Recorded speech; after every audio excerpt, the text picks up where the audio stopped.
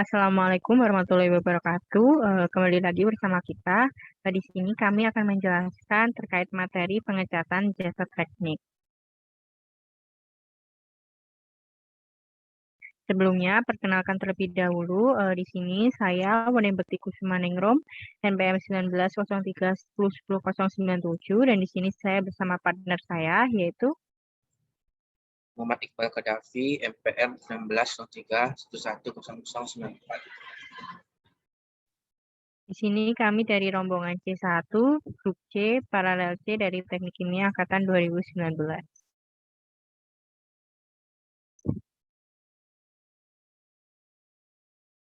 Yang pertama, kita akan menjelaskan terkait apa sih pengecatan jasa teknik itu. Nah, kita tahu sendiri itu bakteri itu merupakan mikroba uniseluler yang mempunyai 3 bentuk dasar, yaitu bulat, atau seperti bola, yaitu kokus, batang bacillus, silindris, dan juga lengkung atau spiral.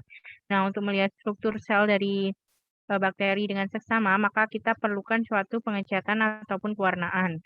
Nah, mekanisme dari pewarnaan bakteri ini terdiri dari pengikatan kimia juga pengikatan fisika, di mana pengikatan kimia ini berdasarkan reaksi gugusan asam pewarna dengan gugusan basa komponen sel atau sebaliknya. Nah, sedangkan pengikatan fisikanya itu berdasarkan proses absorpsi pewarnaan pada komponen sel. Nah, yang selanjutnya itu ada tujuan dari pengecatan.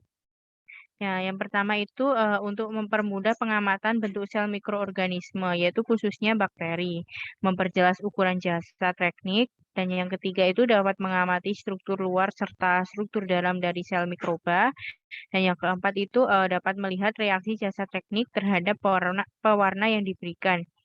Sehingga dengan begitu kita dapat melihat sifat fisik ataupun kimia dari jasa teknik tersebut.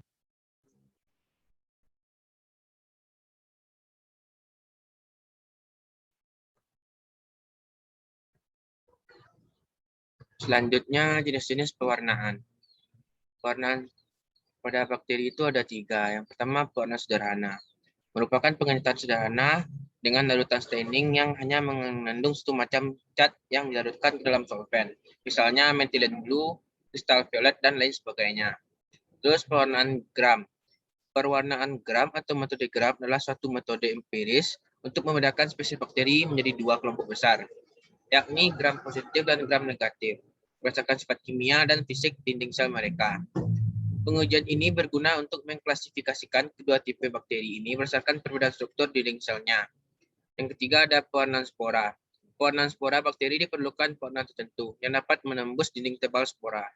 Namun ada juga zat warna khusus yaitu untuk mewarnai spora dan dalamnya proses pewarnaannya melibatkan proses pemanasan, yaitu spora dipanaskan bersamaan dengan zat warna tersebut untuk meresap ke dalam dinding pelindung spora bakteri.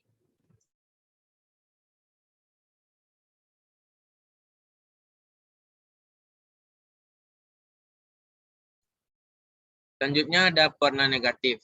Pewarna negatif adalah pewarnaan yang menggunakan pewarna asam seperti negrosin, eosin, atau tinta India sebagai pewarna utama. Pewarnaan negatif dilakukan pada bakteri yang sukar diwarnai oleh pewarna sederhana seperti Spirochaeta. Pewarna negatif bertujuan untuk memberi warna gelap pada latar belakang dan tidak memberi warna pada sel bakteri. Terus yang terakhir ada pewarnaan Zell-Nielsen. Pada pewarnaan bakteri asam menggunakan metode ini, bakteri tahan asam akan berwarna merah karena menyerap warna karbonfluksin yang dipanaskan. Karena pada saat pemanasan, dinding sel bakteri yang memiliki banyak tempat lemak membuka sehingga warna dapat teresap.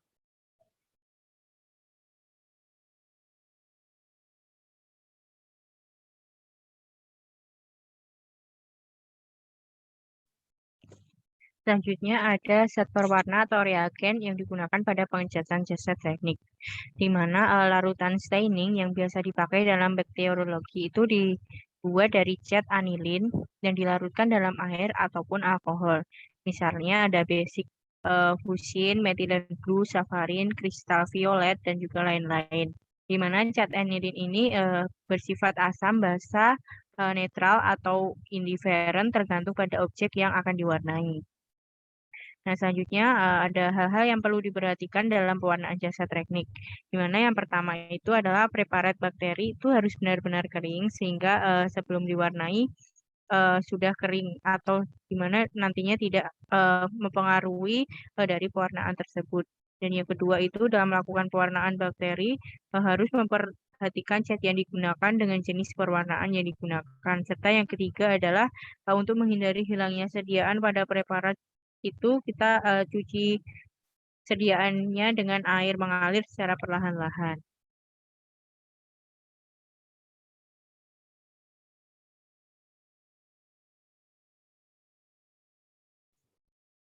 Selanjutnya, fiksasi.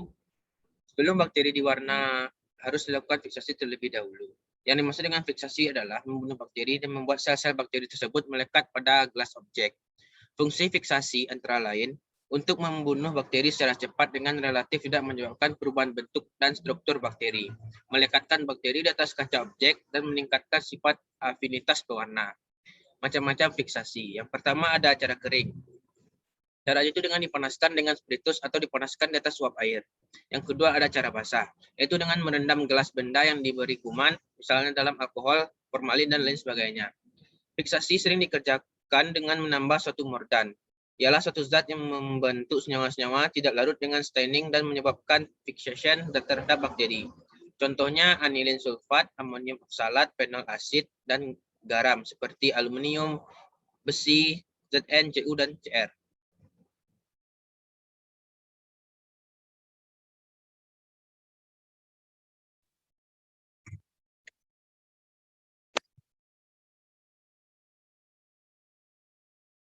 Selanjutnya yaitu ada perbedaan bakteri gram dan juga bakteri gram positif dan juga bakteri gram negatif.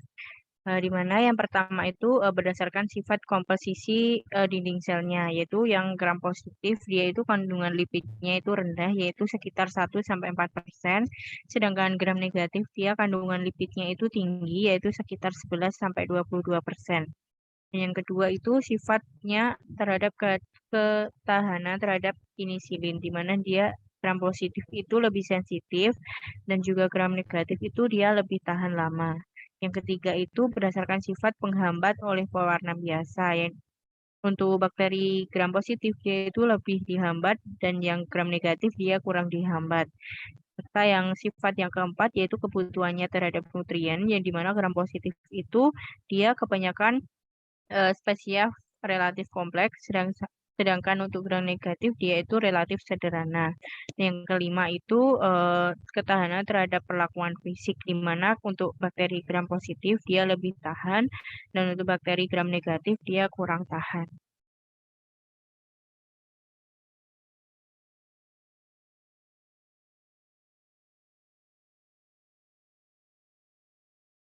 Selanjutnya bentuk bakteri. Bentuk bakteri itu ada bentuk kukus atau tidak seperti bulat. Terus ada bentuk batang, bacillus, bentuk lengkung, spiral. Nah, untuk bentuknya atau gambarnya dapat kita lihat pada slide ini. Yang pertama ada bentuk kukus, terus di bawahnya ada bentuk basil, dan terakhir ada bentuk spiral atau lengkung.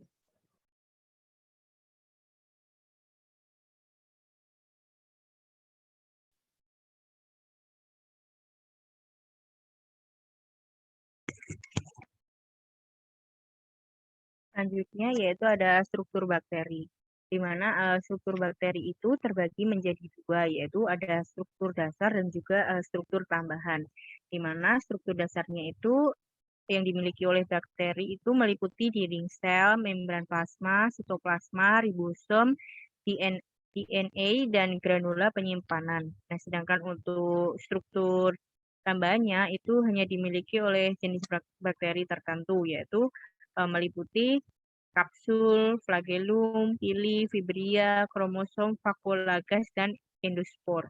Di mana untuk letak-letaknya itu dapat kita lihat pada gambar yang ada di layar.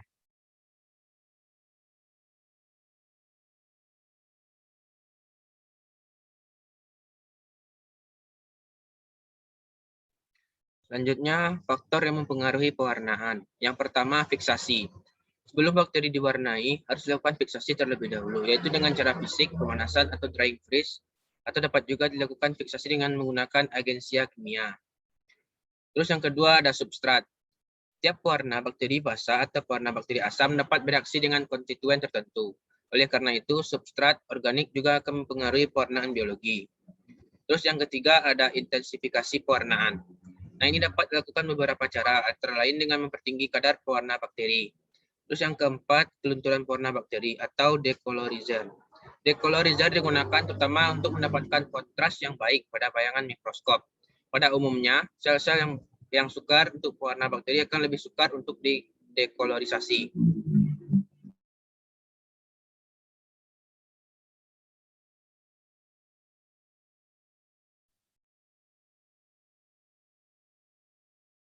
Selanjutnya yaitu ada percobaan pengecatan jasa klinik yang sudah kita lakukan, di mana dalam percobaan pengecatan jasa teknik ini digunakan yeast sebagai jasa teknik yang akan dilakukan pengecatan, dan juga pengecatan jasa teknik yang kita lakukan itu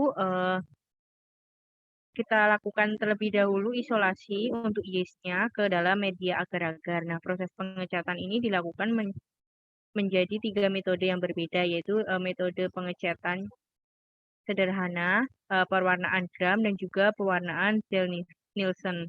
Nah, di mana untuk hasilnya itu untuk pewarnaan sederhana kita amati menggunakan mikroskop dengan perbesaran lensa 40 kali 10, didapatkan yeast berbentuk kokus berkoloni, di mana warna mikrobanya itu marun dan berlatar belakangnya merah. Nah, pada hasil pewarnaan gram diamati menggunakan mikroskop dengan perbesaran lensa 40 kali 10, didapatkan hasil bahwa yeast itu berbentuk kokus, berkoloni, warna mikrobanya ungu, dan warna latar belakangnya adalah kuning. Serta pada hasil pewarnaan Zell-Nielsen diamati menggunakan mikroskop dengan perbesaran 40 kali 10, didapatkan hasil bahwa yeast itu berbentuk kokus, berkoloni, dan warna mikrobanya itu biru, serta warna latar belakangnya didapatkan berwarna putih.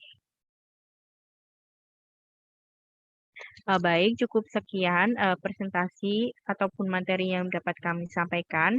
Kurang lebihnya kami mohon maaf, dan juga jangan lupa untuk like, komen, subscribe, dan juga share jika memang video ini bermanfaat. Kurang lebihnya kami mohon maaf. Wassalamualaikum warahmatullahi wabarakatuh.